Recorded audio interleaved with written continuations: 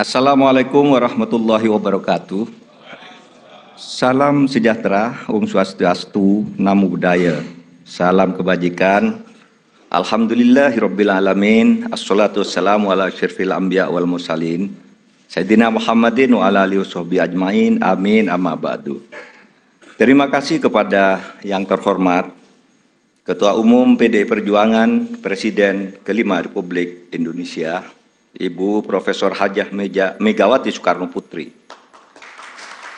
Kepada Pelaksana Tugas Ketua Umum Partai Persatuan Pembangunan Haji Mardiono, Ketua Umum Partai Hati Nurani Rakyat Bapak Dr. Haji Osman Sabtaudang, Ketua Umum Perindo Bapak Haritano Sudibyo, atas kepercayaan yang diberikan kepada saya untuk mendampingi calon presiden Bapak Haji Ganjar Pranowo sebagai calon presiden.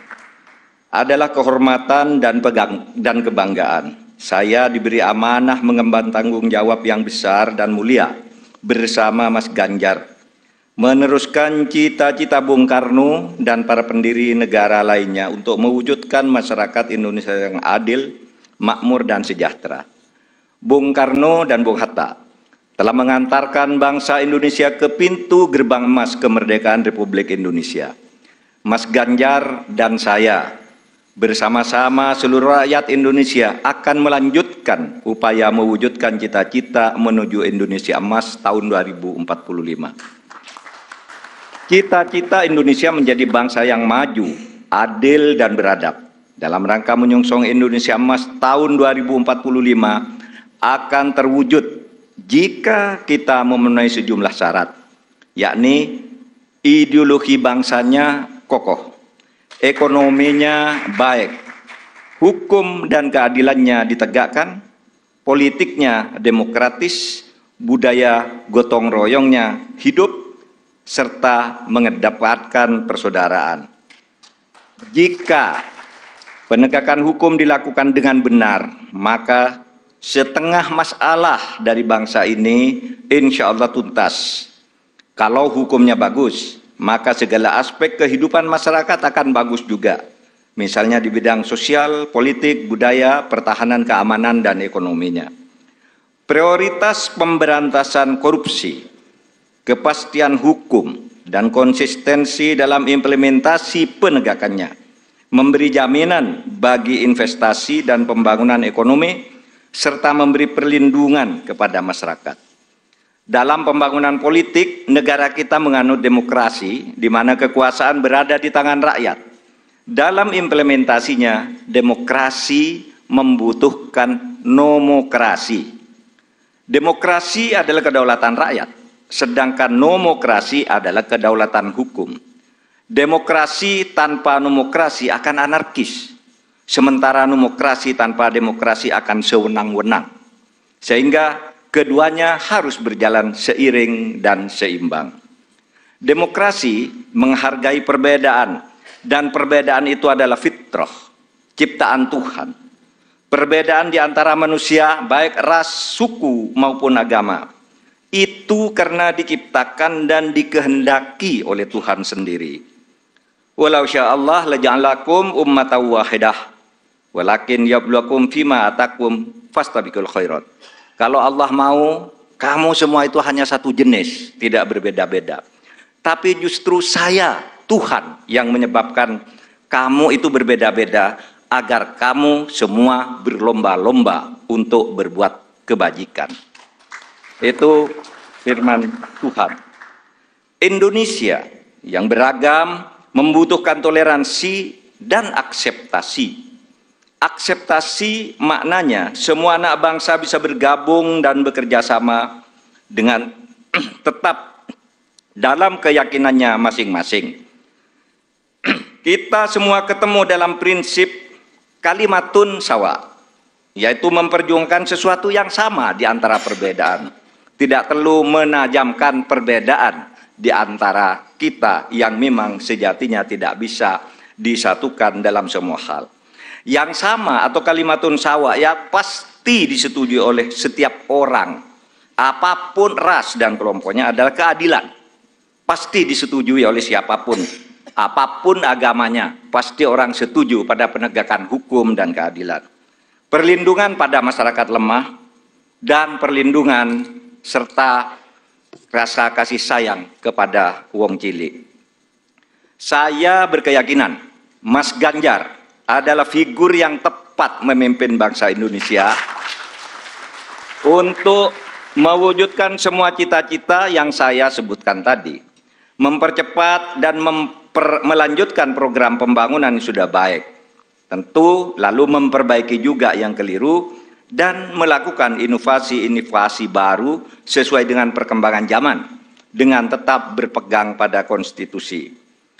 Saya sudah lama mengenal Mas Ganjar. Pada tahun 2004 sampai 2008, kami bersama-sama menjadi anggota DPR RI. Kami berdua kerap berdiskusi, bahkan saling mengunjungi ketika Mas Ganjar Pranowo memimpin Jawa Tengah dan saya menjadi Ketua Mahkamah Konstitusi.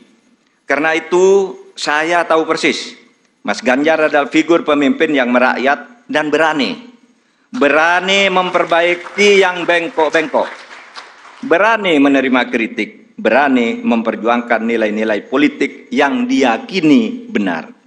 Saya tahu juga Mas Ganjar adalah dari keluarga Muslim yang taat, yang selalu berkomitmen menjalankan amanah yang diberikan kepadanya. Amanat dari orang tuanya, amanat dari partainya, dan terutama amanat dari rakyat. Terakhir, Bapak Ibu sekalian, saat ini saya mengemban amanat sebagai Menko Polhukam Republik Indonesia yang tugasnya antara lain memastikan pemilu berjalan lancar dengan aman. Karena tugas saya itu, maka selama ini saya tidak pernah sekalipun menyatakan akan ikut dalam kontestasi pemilu. Saya juga tidak pernah berkampanye, memasang spanduk dan lain-lain. Baru kali inilah yang pertama kali saya menyatakan bersedia menjadi calon wakil presiden Republik Indonesia karena amanah yang sudah diberikan oleh Ibu Megawati tadi bersama para pimpinan partai disaksikan oleh kita semua. Bagi yang selama ini menunda untuk menentukan pilihan karena menunggu kepastian dari saya, maka saat ini saya menyatakan saya bersedia untuk ikut kontestasi.